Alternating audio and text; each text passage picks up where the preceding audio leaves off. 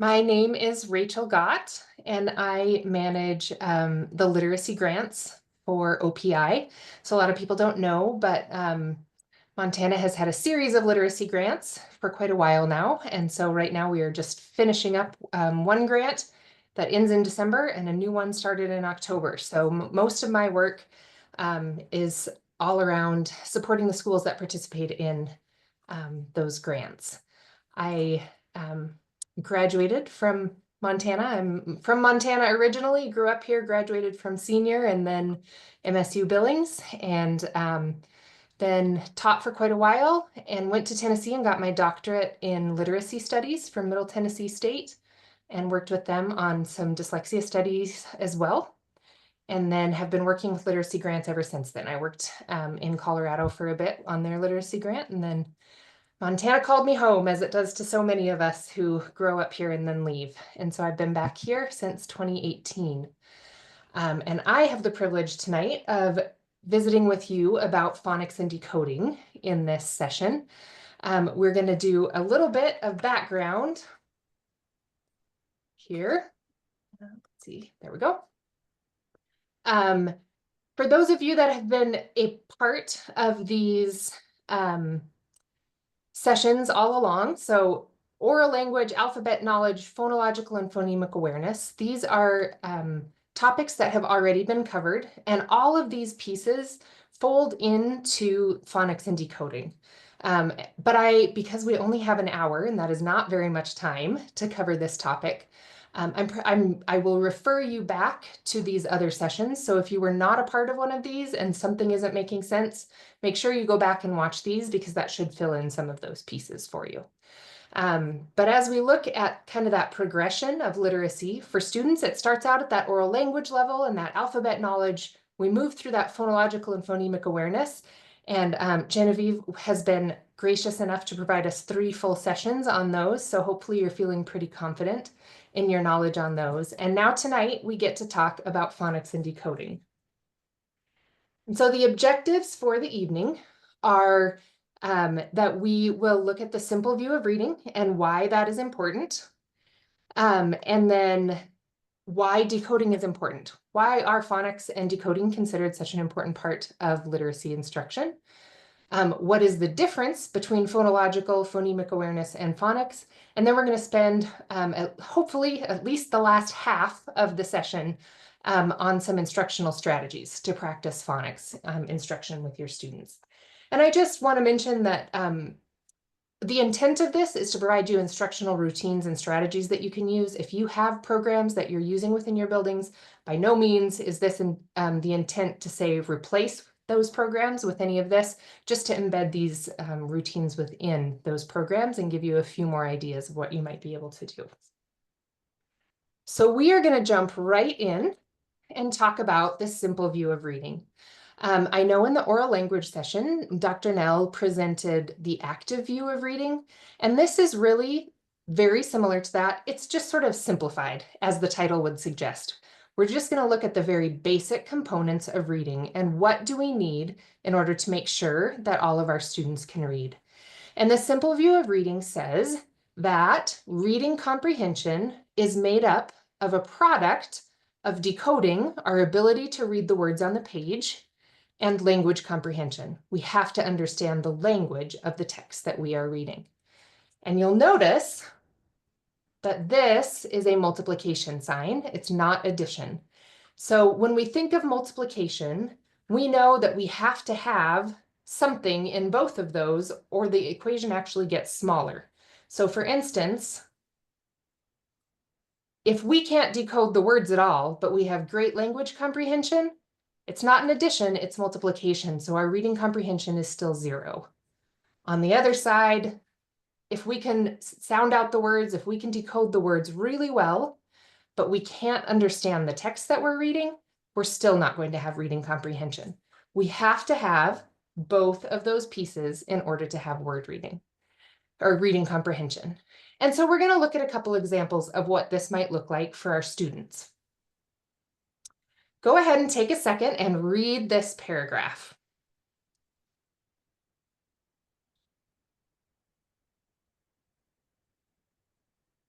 Why can't we read this paragraph? What's wrong here? Why can't we read it? If I read it to you, I bet you would understand it. So this paragraph is, on the faraway island of Salamasond, Yertle the turtle was king of the pond. A nice little pond, it was clean, it was neat. The water was warm, there was plenty to eat. The turtles had everything turtles might need, and they were all happy, quite happy indeed. So I'd like you to give me a thumbs up, thumbs down. Did you understand the language of that text? Could you understand the language? When I read it to you, did you understand it? What didn't you understand? Could you read the words on the page? Were you able to read those words? So you had no reading comprehension on this text. All right. This one. If everybody can make sure that you are muted, that would help us all. All right, so let's look at this next example. Now read this poem. 'Twas brillig and the slithy toves did gyre and gimble in the wabe. All mimsy were the borogoves and the mome raths outgrabe. Can you read the words on that page? At least you can sound them out. You can decode them. You can figure out what they probably say, at least most of them. Do we know what that is about? Do we know what those words mean? Kind of. I mean, we kind of can make sense of a little bit of it, right? So like, what kind of toves are there? They're slithy. What did the toves do? They gyred and they gimbled. But does that make any sense to us? We have some syntactic knowledge of this passage, so we can answer very basic comprehension questions. But we still don't know what this text is really getting at. So in our own words, could we explain what was happening in this poem? If we just use the words within the poem, we could probably explain it, but not using our own words because we don't have a deep understanding of this, because we don't understand what those words mean. And so when we come back to this simple view of reading, you can see that we have to have both of these pieces fully in place if we really want to be able to comprehend what we're reading. Now, this is exactly what it says, and it is a very simple view of reading. It makes sense to use this model when we're talking about decoding because it's a main component of this, and so it's easy to use this model, but I don't want anyone to go away thinking that this is all that's involved in reading. Of course, reading is incredibly complex. On top of this, we also have, the sociocultural context that kids are coming from. Are they motivated to read the text? Is there executive functioning in place? Do they have background knowledge? So there's a lot more that goes in to these pieces, to the whole reading process. But if we're going to refine it down and kind of start with the basic building blocks, it's these two very basic building blocks where we would start. And so tonight we get to talk about one side of this formula, and that's the decoding side. You've already covered the language comprehension side in the oral language session. So as we start thinking about decoding, how important is word reading? How important is it really that we can read all of the words on the page? Do we really need to be able to read every single word in a text that we're looking at? Well, let's look at some examples. So this first example, if we could only comprehend 70% of the words on the page, this is what that would look like. This is a second grade passage. So pretend you're a second grader approaching this passage. You didn't have the background knowledge that we as adults have to maybe fill in some of those pieces there. How much of this would you really comprehend? Especially when we're thinking about science, when so many of those words hold so much of the content. So as we look at this, there is a lot that we would be missing if we were simply, if we only expected 70% comprehension of a text. Now, 70% comprehension, maybe that's really low. In this next passage, though, all I took out was the big words, right? Those big science words. There were 4 big words, and then say there were 3 other words that students couldn't comprehend. But those words are repeated and repeated and repeated and repeated. And I'm sorry, not that they couldn't comprehend, but that they couldn't decode. That's still, in this short 2-paragraph passage, this many words that they would be missing in their reading. And so this is why it's so important that we are making sure that students have the ability to decode all of the words in the text, because this would be incredibly difficult still for a second grader to approach this text and try to make any meaning out of it. Probably in this case, if it was just those 4 big words, they could make sense of most of this passage. But even with that, even with the words, so it's nervous system, cerebrum, and cerebellum are the only ones that they can't see in this passage. They'd be able to understand most of what they read. But if we asked them to do a written response, they'd struggle to be able to actually put it in context. And that's just with 4 words taken out of this passage. So it really is important that we are teaching kids how to attack these words that they don't know in the text, that we're giving them the tools they need to look at every word on a page and sound it out. So is teaching phonics really important? Absolutely. Across decades of research, good instruction with large effect sizes has phonemic awareness taught to the advanced levels and phonics taught in a way that is systematic and explicit. And we're going to talk a little bit about what that means for it to be systematic and explicit in a few more slides. Because our language is alphabetic, decoding is an essential and primary means of recognizing words. There are simply too many words in the English language to rely on memorization as a primary word identification strategy. And so I graduated from college 20 years ago, and whole language was still a big thing at that time. And really so much of what we were taught at that time was we really just, those flashcards, those high frequency word lists, just show them to kids as often as they can so that they memorize them and they have a whole bank of words that they know. And really what we're learning is that it's way too many words. Kids just can't hold that many words in their memory. We do want kids to know a lot of words, but it's a very different process that gets them to that. And that's what we're going to walk through tonight, is what that process actually is to get kids that whole bank of words that they just know. I saw this quote come across my desk just the other day, and I thought it was so powerful for this conversation. But when a child memorizes 10 words, they can read 10 words. If we teach the child the sounds of 10 letters, they will be able to read 353 sound words, 4,324 sound words, and 21,655 sound words. And that's only 10 letter sounds. So when we think about all of the sounds that we have in the language and all the different ways we can combine them, all we have to do is teach those sounds, and then we give students the ability to read so much more than if we are just asking them to memorize words. So this was a very, very brief overview of why that decoding is important. But I think it's a really important piece for us all to kind of have internalized as we head into the next part of this. So what I want us to do is just take a quick 2 minutes in a breakout room, do a quick introduction with your name, the grade you teach, where you live, and then do a quick practice explaining the simple view of reading and telling why it helps us understand that decoding is important. If you come up with questions in that breakout room, bring them back and we'll talk about them right away when we get back. Just a note, please go to the breakout rooms. I have them with only 2 to 3 people so that you have time to talk about this. But if someone doesn't go, there could be somebody left by themselves.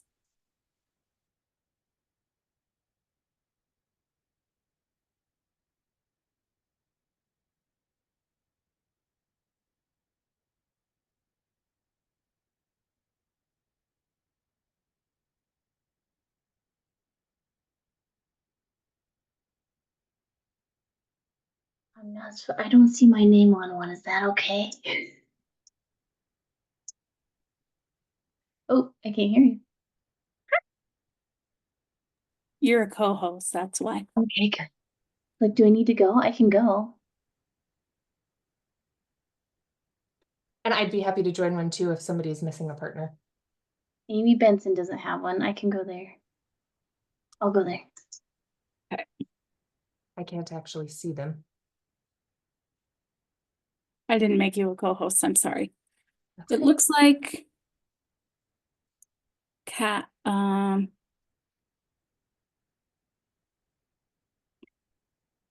so Kim or L. Olson?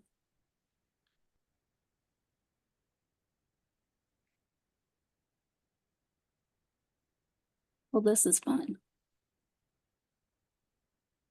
Susan is by herself. I'm gonna go to this room.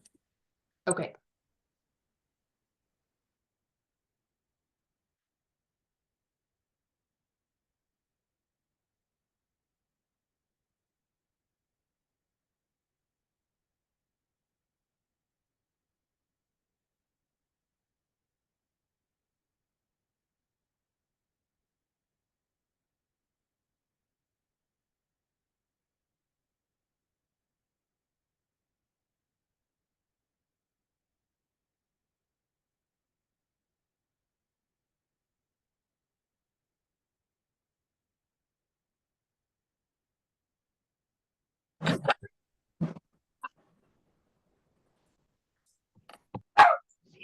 That was not long enough.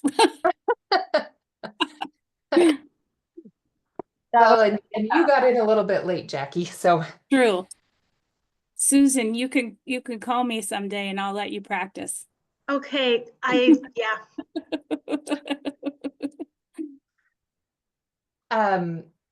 So the chat box is being monitored. So if you have questions throughout, I should have said this at the beginning, feel free to type them in. Also, it is not going to throw me off at all if you just want to raise your hand and come off mute and ask a question. Probably it does help if you raise your hand just so that I can finish my thought. And I know that someone wants to come off mute, but feel free to ask questions as we go throughout this. I'm very, very happy to answer that. And Jackie, you'll let me know if there's a question. Yes, ma'am. All right. Is my presentation back showing now? Okay. All right. Okay. So, in this first very quick 12 minutes, 15 minutes, we have looked at those first couple objectives. I can briefly explain the simple view of reading and why it's important. And I can explain why the skill of decoding is important. The next piece we want to look at, we're going to go back to, I pulled these slides straight from Genevieve's presentations, and we're going to review these same things that she looked at. So what I want us to do, I'm going to read the prompt, and then I'm going to have you answer. You don't have to come off mute. I'm just going to have you say it out loud. So I'll demonstrate on the first one, the smallest unit of spoken language, and I'm going to use this prompt a lot through this evening, that when my hand is up, if I ask a question, when my hand is up, that means for you to think, and as soon as I drop it, for you to say the word. So the smallest unit in spoken language or a sound is? Phoneme. A phoneme. Okay, our next one. The awareness of the individual phonemes within spoken words is? Phonemic awareness.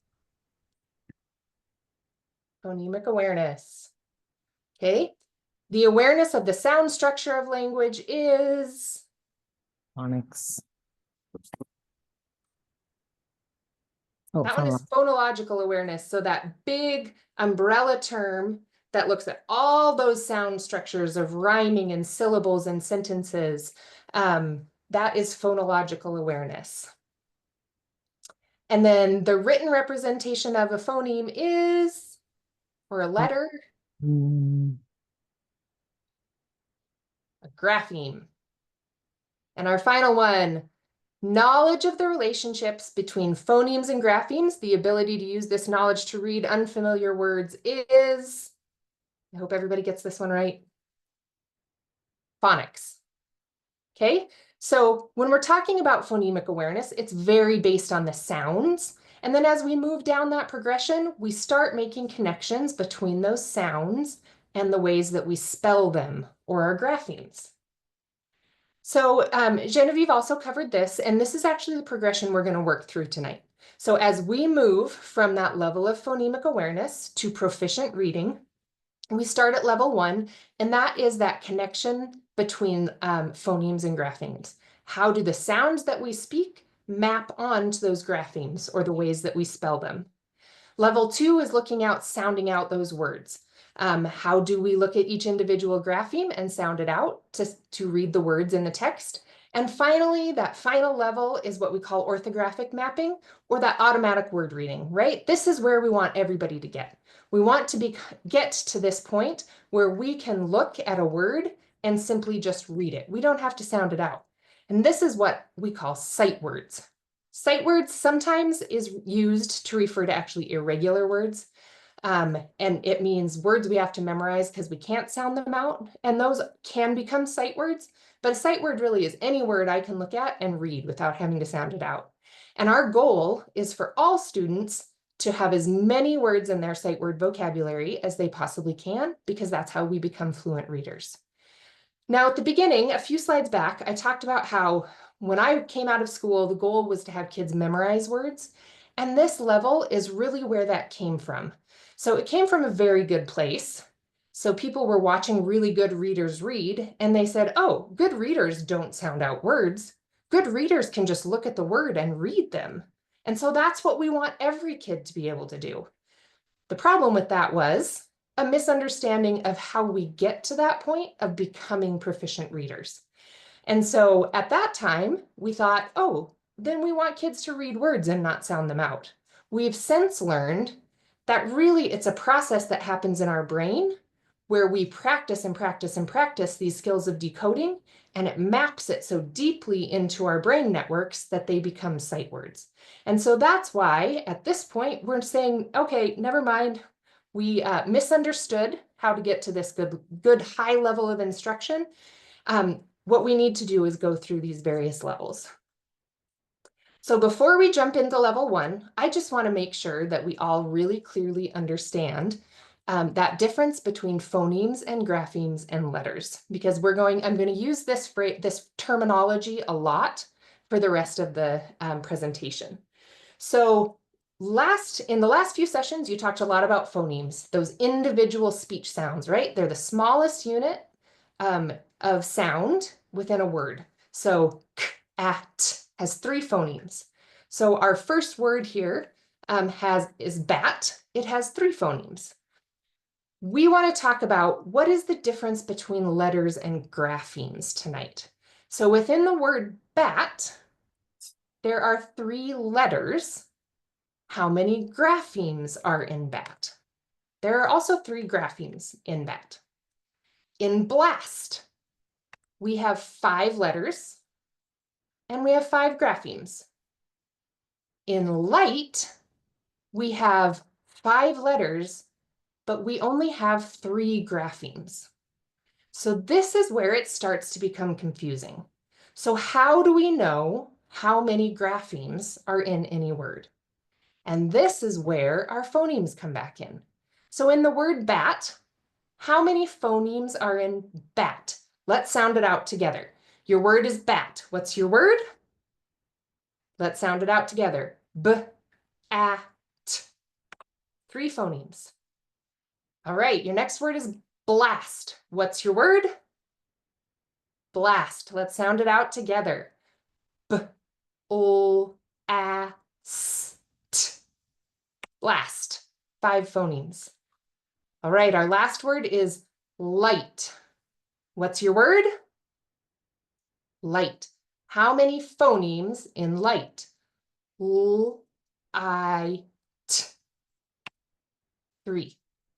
So you can see here that our phonemes and graphemes are always going to match up. We are always going to have as many graphemes in a word as we have phonemes.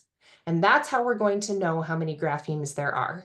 We're going to talk about how we determine what the grapheme is in a little while, but just so you understand, those are always going to match up. So we're going to do a quick flood the chat here with these graphemes.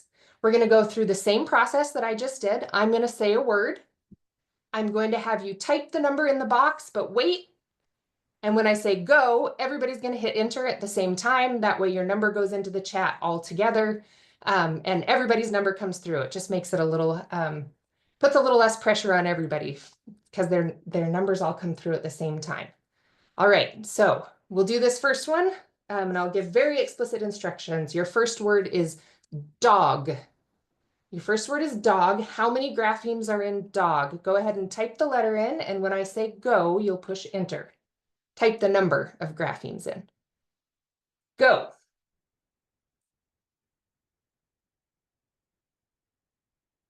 All right.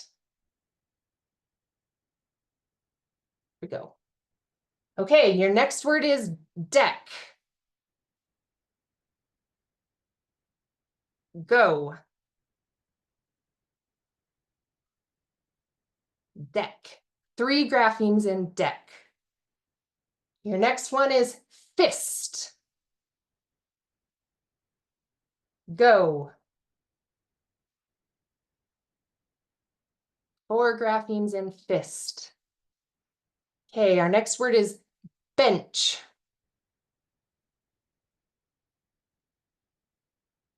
And go. 4 graphemes in bench. Okay, your next one is grove. How many graphemes? Go.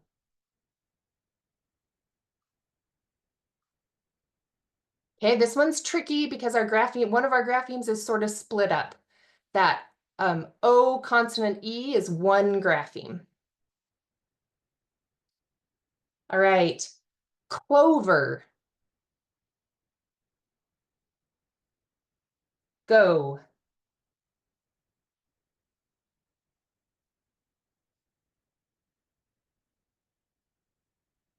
And our last one,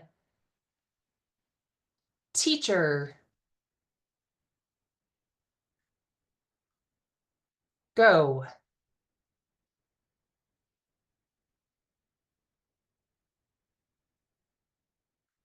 Okay, so there were a couple of ways you could have approached this task. You could have just done the sounding out, right? Just like you did last week, and put in the number of phonemes that were in there, and that would tell you how many graphemes there are. My guess is that because most of us are fairly proficient readers and spellers, at least for this level of words, most of us probably saw the letters in our head and then had to think about what the graphemes actually were within that. So in a lot of ways, this actually is easier for our students as we're teaching them than it is for us if we start them off early on thinking in terms of graphemes instead of individual letters. So what does this mean for instruction? This is a picture of one of the slides that Genevieve used when she was doing the phonemic awareness instruction. So when you think back on that instruction of what you did with phonemic awareness, that blending and segmenting and moving those pieces for sounds, that is very similar to how we start this out as we transition into phonics instruction. So we do the same thing. When does phonemic awareness become phonics? Well, we start out doing this, a very, very similar thing. So if we start out with phonemic awareness, we're going to start out with the word mat. Your word is mat. What's your word? What's your first sound? Second sound? Ah. Third sound? T. At this point, that has all been sound. It's all been in our head. Now, when we start adding phonics, we go back and we're going to connect those sounds to the ways that we spell them. So in this case with students, I would say, put your finger on the first sound. What's that sound? How do we spell it? And they would write the representation. Put your finger on the second sound. What's that sound? Ah. How do we spell it? And we would write the A. Put your finger on the last sound. What's that sound? T. How do we spell it? And we'd write the T. And then we always want to read the word at the end, mat. So as soon as we start connecting those written representations of the letters, that is when it becomes a phonics activity versus just pure phonemic awareness. Now, the research is saying that the sooner we can get to that level, the better off we are for students. So as soon as they're ready to start making those connections, we should start doing that. All right, so we have gotten through our first 3 objectives in this first half, and we're going to spend the rest of this time looking at some instructional strategies for phonics and decoding. I just very briefly want to touch on this piece before we dig into phonics specifically. It's really important that we're using kind of this science of reading structured literacy approach when we are teaching students. This is an approach that really is good for all levels of instruction. As you can see here, tier 1, tier 2, and tier 3, we want to be doing all of this. This is from the International Dyslexia Association, and I did include a link to this document in your handout. So if you want to dig deeper and look into it, it is there for you. But as we're looking tonight, we're looking at the phoneme-grapheme connection is the what of what we want to teach. And we also want to be looking at this how. We want it to be direct and systematic, so that explicit, sequential, cumulative, multimodal instruction to the degree possible. So I'm going to be sharing some routines with you that will help you make this explicit. Of course, we should be using some sort of scope and sequence to make it sequential. And then I'm going to also be sharing some ways to make this more multimodal and a variety of activities and things you can use to help students really use all of their senses in this instruction. So we're going to start at level 1. We have to start with that phoneme-grapheme connection level with our kiddos. This starts all the way back at teaching the alphabet. And there was another session on alphabet instruction, so I'm really not going to dig too deeply into this. But this is where it really starts, is teaching kids the letters and sounds. I often get the question, what's more important, teaching the names or the sounds of letters? And the reality is both. We have to know both. Obviously, for the reading process, the sounds are more important.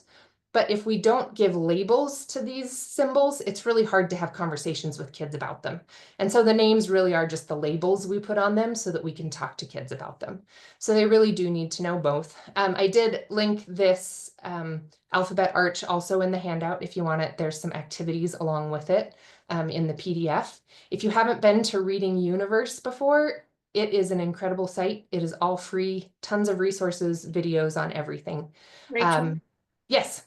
There's a question in the chat. Why do you use that form of A? I'm not sure if it was a phonetic symbol or a font. Denise, can you tell us more? Do you mean back like this A? Correct. Yeah. It's just a font. Because it's the font. But the font that comes on your computer. Yes. Okay, because Yeah. when they write it, they don't write it like. Yeah. No, and I am going to address that in a few more slides when we get there. Yes, good question. Thank you. We do have a few letters that's really tricky on, and yes, I will speak to that here in a few more slides. So it really starts out with that alphabet knowledge. We have to start there. Like I said, if you have more questions on that, go back and watch that previous session. We're going to really jump in with sound spelling cards. So do you have alphabet cards in your classroom or do you have sound spelling cards? And what's the difference between these two? What I have on this slide are very traditional alphabet cards, and they tell us, they show the written alphabet in order and have a symbol to go along with the most common sound that letter makes. The alternative to an alphabet card set is actually a sound spelling set. And I apologize, the backs of these cards got a little bit blurry when I uploaded them to my PowerPoint. But you can look on the website. That is linked as well, I believe, in the handout. But the difference between an alphabet card and a sound spelling set is that a sound spelling set, we don't talk about the A card, we talk about the apple card. And the apple card has all of the ways that we can spell the sound ah on it. Or the apron card. The apron card lists the different ways that we spell the A sound. Now, obviously it's not comprehensive. There are a few additional ways we spell A, but we use them so rarely that they don't always get put on these cards. Different sets of cards are going to have different spellings included. And then on the back of these cards, it actually gives you some information on how and when we might use the different spellings. And like I said, I'm very sorry, it's a lot more blurry than I would have expected, but as you can see, the back of these cards is just full of information on how we use these spellings. And so there's a couple more examples here. For instance, our ch card, our chair card, tells us the ch spellings. what are the different ways we spell ch? And one of the interesting things with this is you'll notice with TCH, there's a red square with an underline. And in this set of cards, if we go back to this, you'll see that this A, the apple card, A, is in red because it's a short vowel. So all of the short vowels are represented by being colored in red. And so any card that has the red block means that spelling comes after a short vowel. So it's giving us clues about how we spell these words right on these cards, and they become tools for how our students spell. Now, to Denise's point, I'm going to take see if I can do this here. Oh, I don't know if it's going to work. I put a sticky note, Denise, on the bottom of this A card on mine with the way that I print the A, because I'm going to ask kids to also look at this card when they write it. So I want them to see how it would be written. So I just have a sticky note with another one. I always encourage teachers to find as many different fonts for alphabet activities as possible and include them, because we want kids to know that all the different ways we would print A, that's still an A. So, but however I want them to write it, I would have that posted as well. So G's are another one that can be kind of funny and have all kinds of weird spellings on them. Rachel, there's another question. Sure. Why is Y no longer considered a vowel sometimes? You could probably answer that better. It is still a vowel. Yes, I mean, it is. It just depends on how it's being used in the word. And so I guess I would need a little more information on what specific situation you mean. You Because want to like say in the more, word Liberty? try, it is. So when I was in elementary school, we were always taught A, E, I, O, and U, and sometimes Y were vowels. And that's kind of just seemingly dropped out of common practice. And it was just kind of considered, like, I understand it's confusing, but I'm kind of just curious on why that was.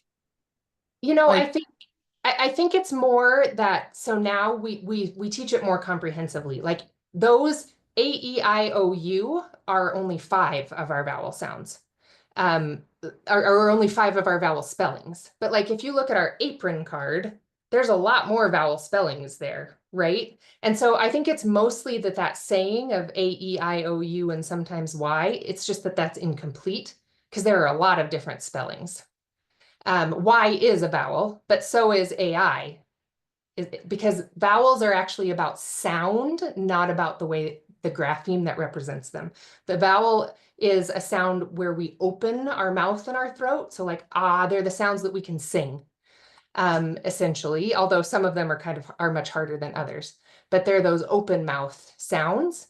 And Y is one of the ways that we spell that sound. Does that difference kind of make sense? All right. that makes a lot more sense. Thank you. Yes, you are welcome.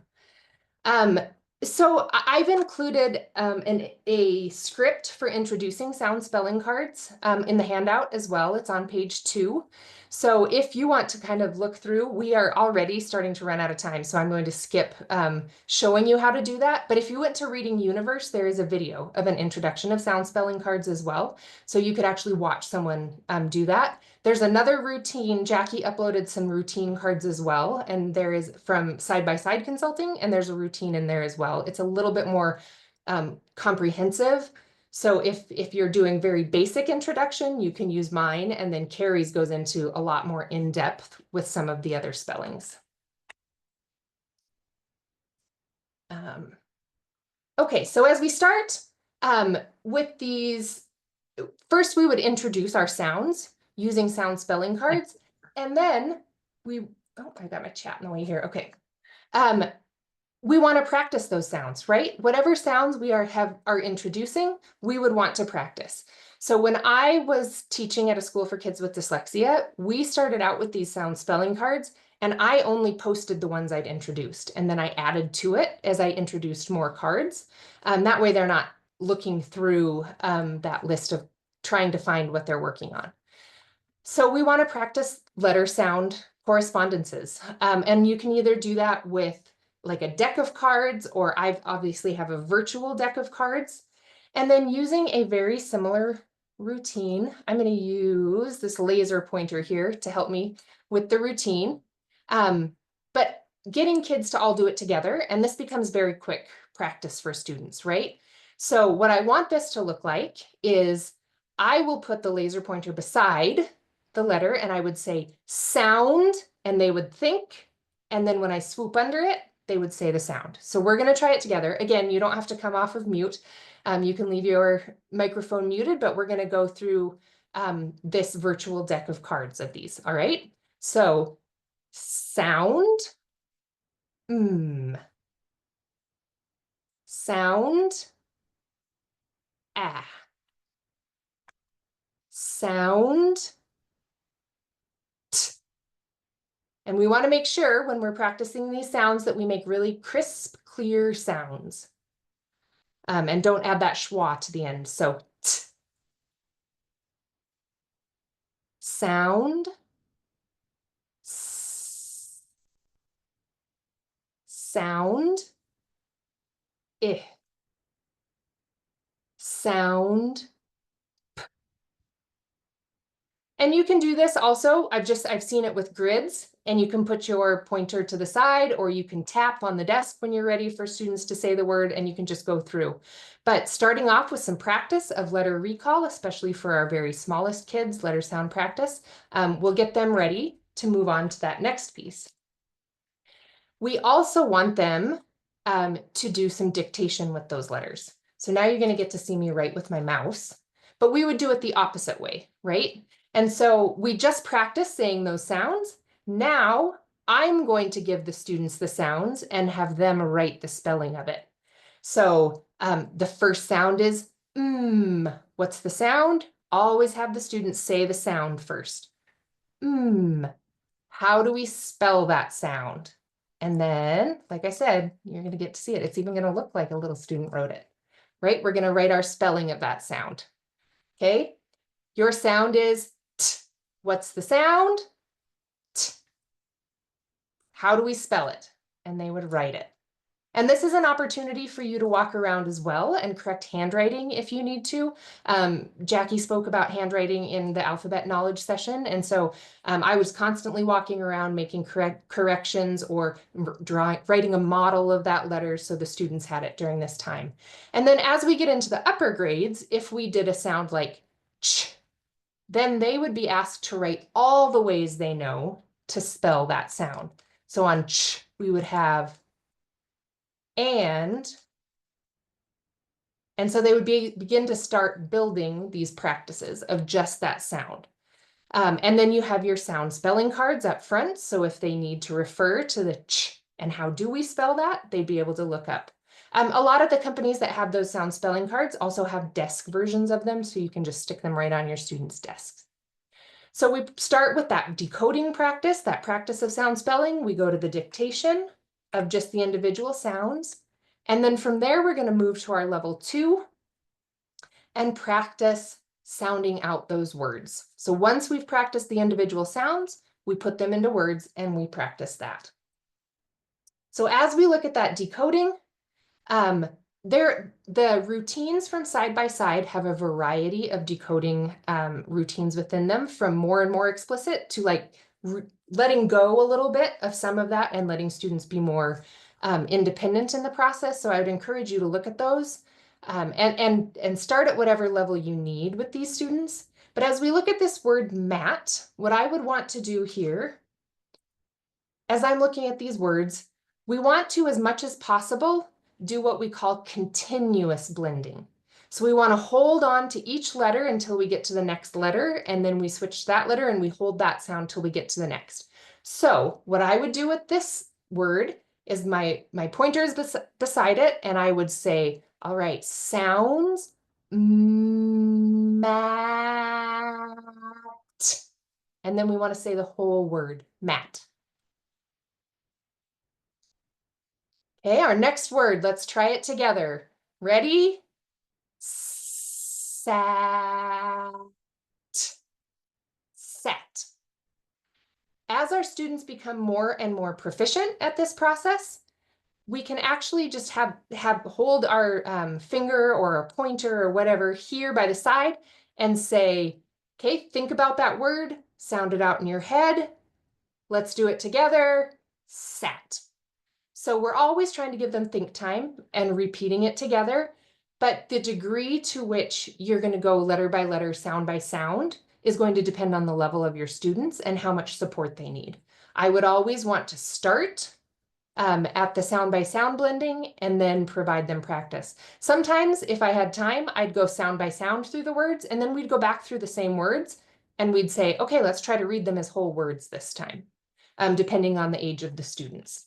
And again, you can do a whole grid of these words, so you can just quickly practice a whole bunch. You can just write them on your whiteboard and point to each sound as you go through. So there are a lot of ways that you can practice this with your kids.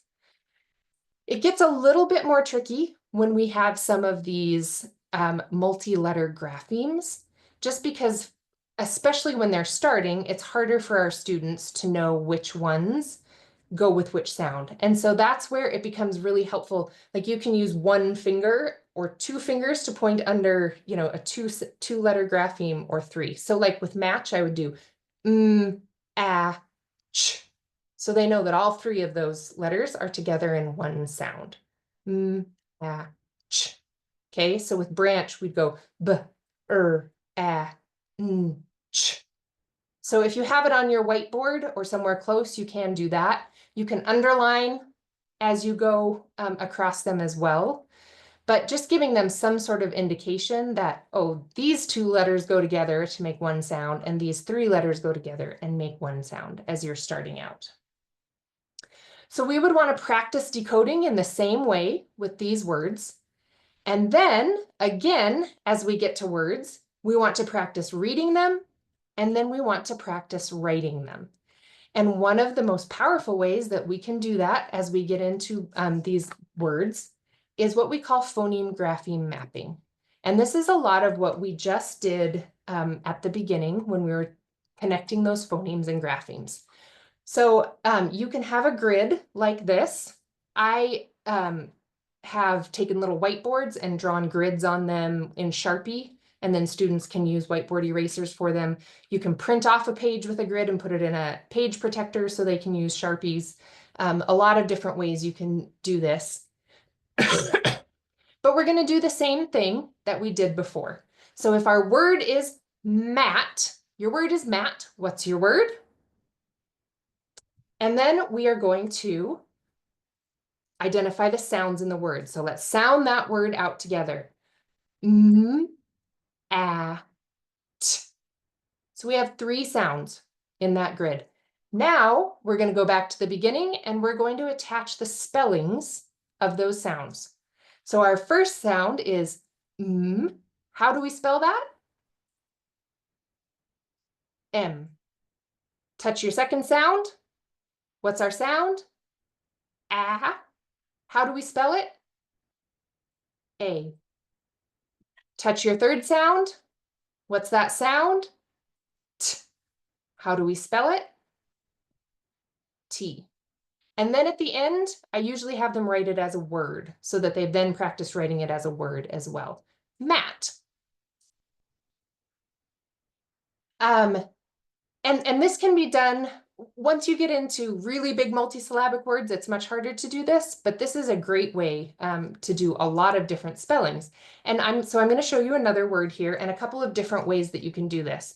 So in that last screen, I showed you like pushing a counter up into those boxes. If you have little counters for your kids, you can do that. There also are much simpler ways you can do it, right? So let's say our word is match. Okay, our word is match. What's your word? Match. What are the sounds for match? We're just going to draw a line in every box for a sound. So ch, match. So now I've identified it. I don't need all those materials on my desk. I've just got my pencil ready. Or you can just put a dot in each box. I've seen that as well. They just have them put a dot in the corner of each box. So we're going to, what's our first sound in the word match? How do we spell that? M. Okay, touch your second sound. What's our sound? A. How do we spell it? A. And then touch your last sound. What's the sound? Ch. How do we spell it? And now this is where it starts to get difficult for kids, right? They're like, I don't know, but that's where these sound spelling cards come in. We direct them. Oh, let's look at our chair card. What does our chair card say? When do we use CH and when do we use TCH? Well, we use TCH after a short vowel, which we have here.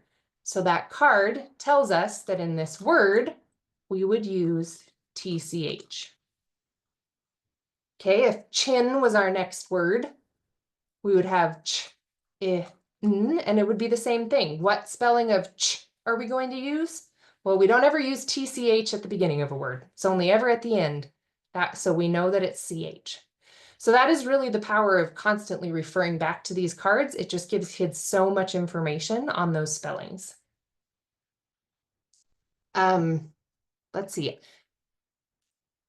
So I was going to have you go into breakout rooms and practice a few of these. We are not going to have time, unfortunately. But so we will just go through these words together on the next slide, and I'll give you a few, because there are a few kind of tricky things with this, and just show you what I usually do. So finch, that's one just like we just did. Very clear phoneme grapheme correspondences. Leaf, again, right? 3 sounds, 3 graphemes. EA, so that E sound, we have a lot of spellings for E, and there's not always a way to know. And so in those cases, you're just going to tell them. In this word, we use EA. And the more they practice, the more they'll remember that. Again, same with brief. It's another one, you're just going to tell them what that is. So great. And then great. When we have that vowel consonant E, we have them put just a small E in the box and then point back to the A. So we want them to spell it correctly, but show that that E actually goes with that A, that's the grapheme that goes together. Another tricky one is quilt. So the QU can be hard. If we think about the word quilt, how many sounds are in quilt? Let's sound that out together. K, w, I, o, t. So we actually have 5 sounds in quilt. K, w. Right? And so that QU goes together, but it makes 2 sounds. And so usually I just have kids represent that by putting the Q and U right together. They're in separate boxes because it shows that there's that many sounds, but they always go together. So we don't want to keep them apart. We want them right together in those boxes. The other tricky one is the X, because if we sound out the word fox, how many sounds are in fox? F, A, K, S. But X makes 2 sounds. So I just have them represent that by putting it across the 2 boxes to show that it makes both of those sounds. And I've put this in the handout as well. So there is a routine for kind of doing phoneme grapheme mapping with students, and it has some of these tricky things listed as well. So if you forget and want to use it, you'll be able to go back to that. So what about multisyllabic words? This starts to get tricky because you have to know the syllable types. If you don't know the syllable types, I've linked to some syllable type training in the handout as well. There's a lot of that on Reading Universe, but that will give you some info on that. But the way I do this with multisyllabic words is I actually just start at the syllable level. So we've used clover a couple of times.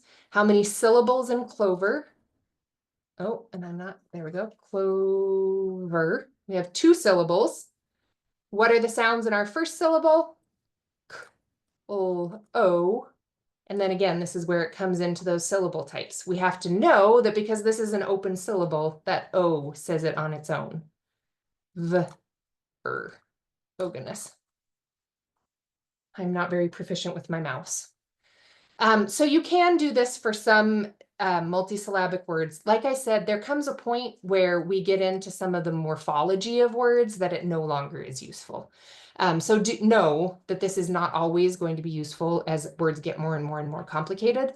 But the more we can do this for kiddos early on and help them really map those phonemes and graphemes together, the better off they're going to be for that. And then just very quickly, what about those irregular words, right? Because we do have words in English that don't really follow the rules. But the interesting thing about those irregular words is that even in those words, most of the sounds follow the rules. It's usually just one sound that doesn't. So if we were going to do the word said, I would start out doing it the same way. How many sounds in the word said? S, e, d. Okay, what's that first sound? S. How do we spell it? S. What's that second sound? Eh.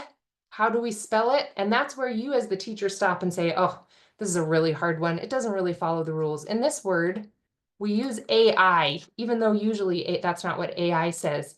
We just have to know that piece, oh goodness, by heart. So that's the part of this word that we need to know by heart. And then the last sound is D, and we spell it with a D. So the S and the D still follow the rules. So we don't want to make the kids memorize this entire word because it's less to memorize if we only have them memorize the one piece of it instead of all of it. So we still can do some phoneme grapheme mapping with some of these basic irregular words because they're mapping the pieces of it that are regular and we're helping them remember the pieces that aren't. And so it's really this process of constantly practicing these letter sound correspondences, that sounding out of words and the decoding that really helps us, those parts of our brain that all have to work together, it really stabilizes those pathways and makes them fast. And that is what leads us to this automatic word reading piece of where we want kids to be.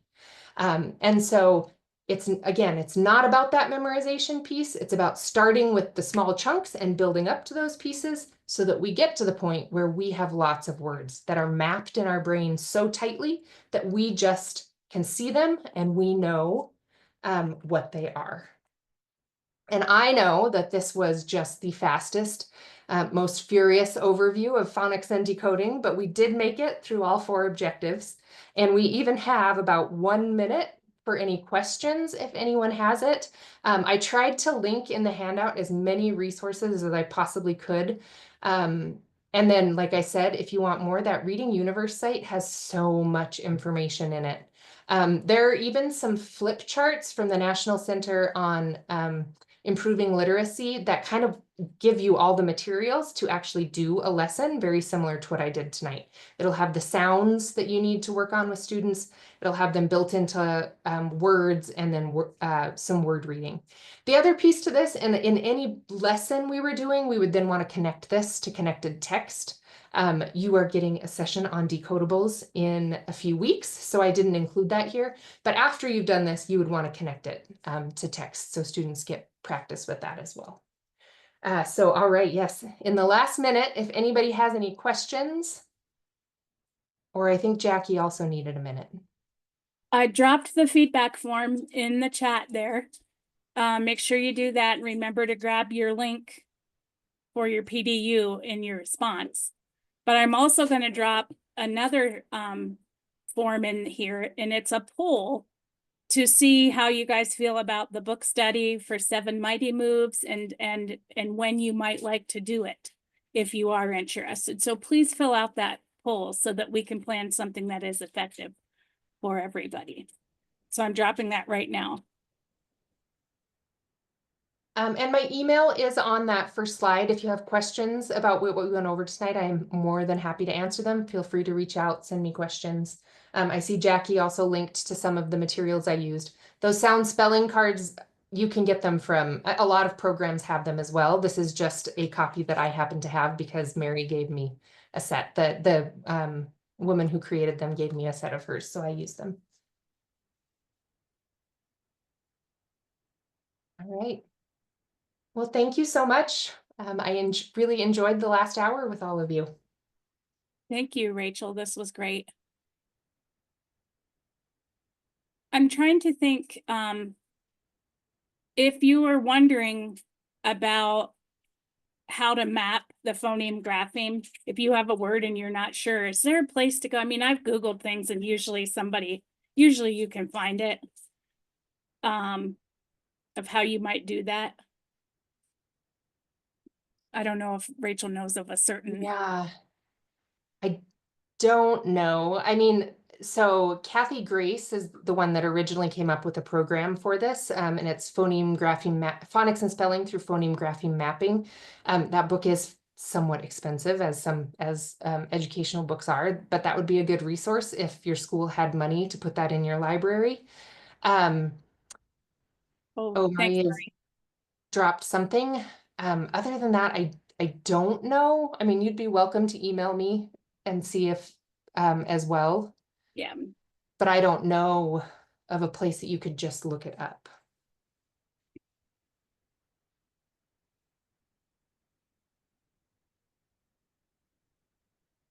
if there aren't any more questions and everybody has grabbed their links, we'll say goodnight.